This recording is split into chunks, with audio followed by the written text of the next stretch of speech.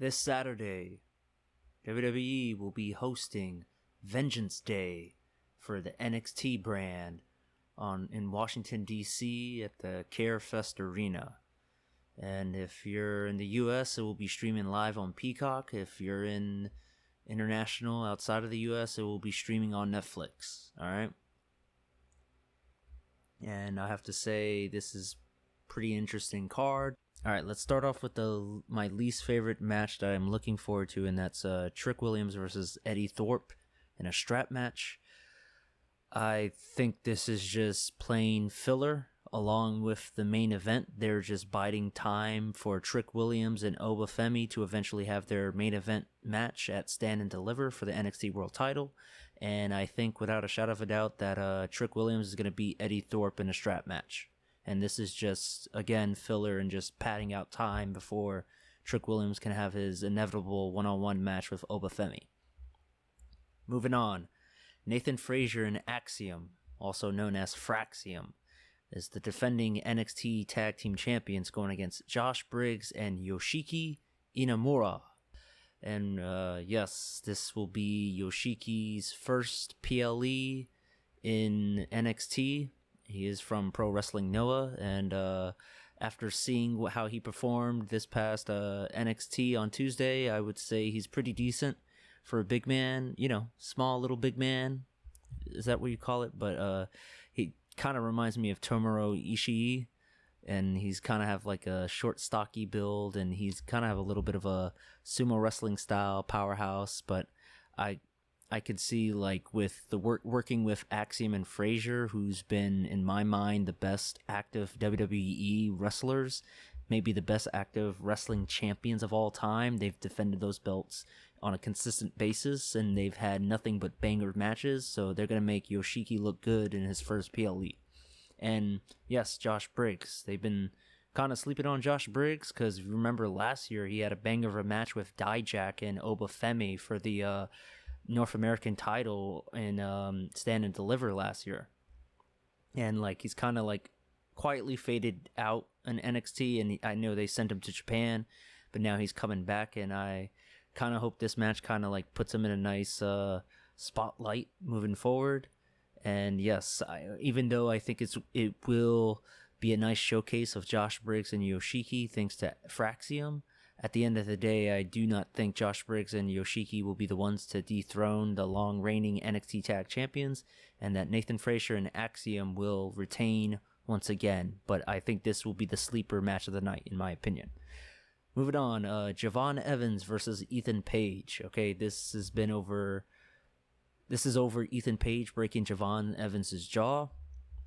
Keep in mind, the story has been that Javon Evans has recently been medically cleared. However, Javon Evans is not 100% to wrestle in terms of like his jaw isn't completely healed. He can still sustain some sort of injury in terms of whatever the story is telling.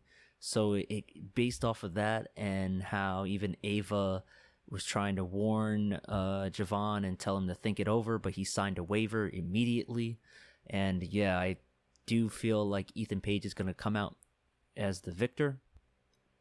Yes, I'm going to make this bold prediction and say that Ethan Page is going to continue to beat on Javon Evans and like have a post-match like attack on him until the recently debuting Ricky Starks will save the day and kick off a feud between Ethan Page and both former AEW talents going to go out at it. And, that's what I think is going to go down in Vengeance Day, because look at this.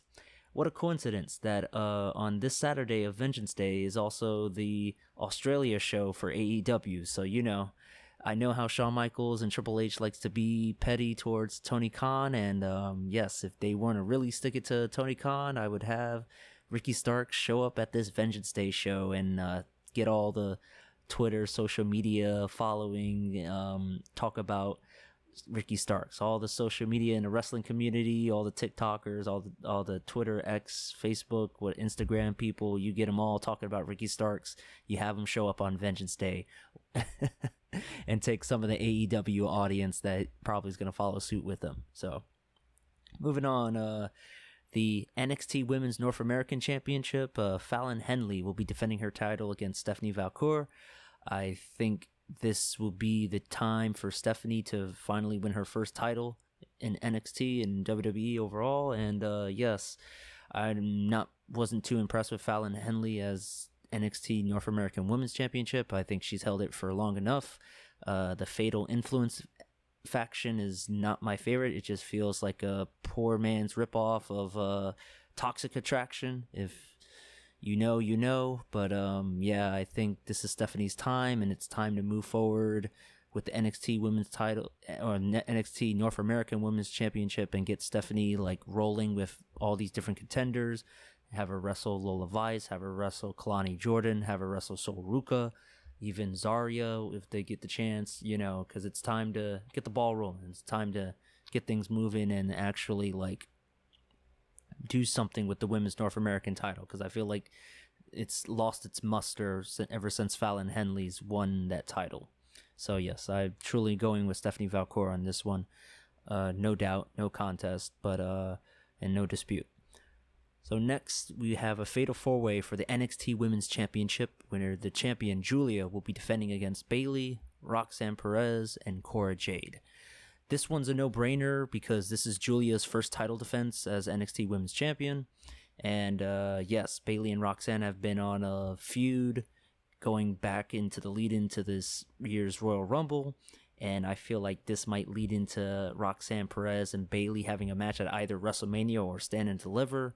I might put my money on likely WrestleMania, since their feud has been happening and occurring over in the main roster as equally as it is in NXT.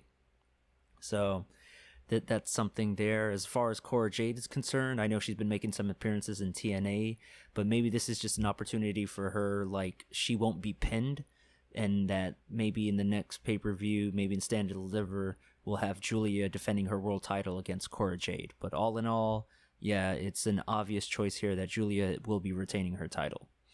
And in the main event, we have a triple threat match for the NXT World Championship between Austin Theory, Grayson Waller going against the defending champion Oba Femi.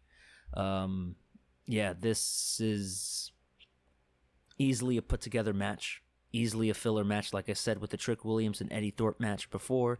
This is just padding it out, just as filling in the card, just so Oba Femi can buy some time before he has his inevitable one-on-one match at Stand and Deliver for the NXT title against Trick Williams.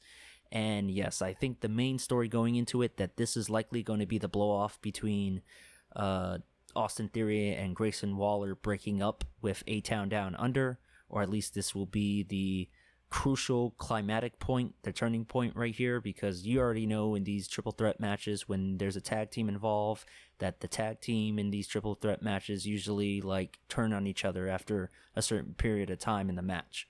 Usually when one partner pins the champion and the other interrupts it because they each want to fight over like who wants to be the winner.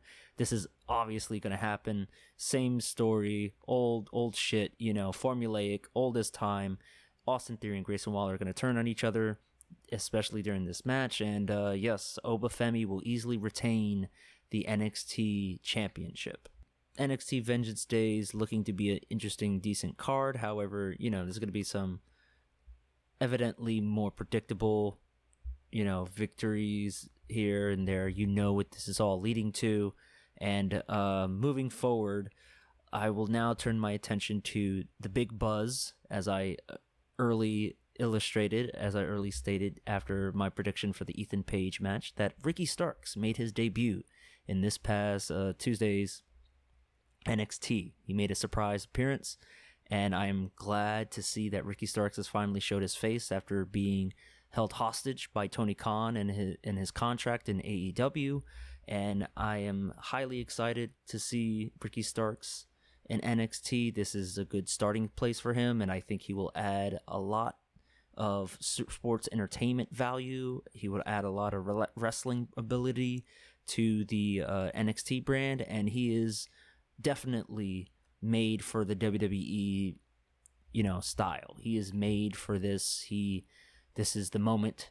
He's come a long way from being an extra, or should I say a random guy that Ryback bullied back in the day when Ryback was bullying people. I'll say this. I was about to say Ryback, but Ricky Starks has come a long way, and I'm happy for the man. I am genuinely excited to see what this man's going to bring to the table to NXT.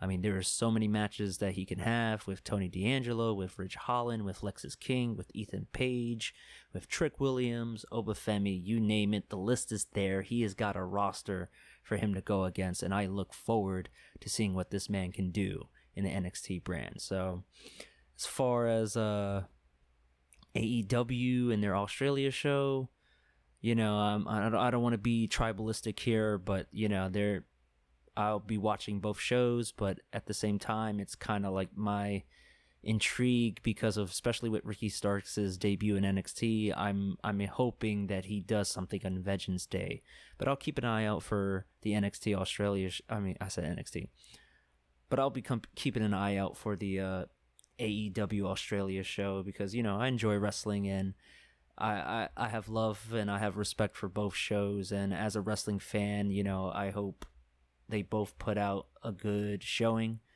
It's all love from me. You already know I always have respect for anybody that puts their body on the line inside that 20 by 20 squared circle, and yes, but much love to what's going to happen this weekend, and I'm one of the people that think we, the wrestling fans, are the true victors of this weekend, so expect both good shows, and yes, take care.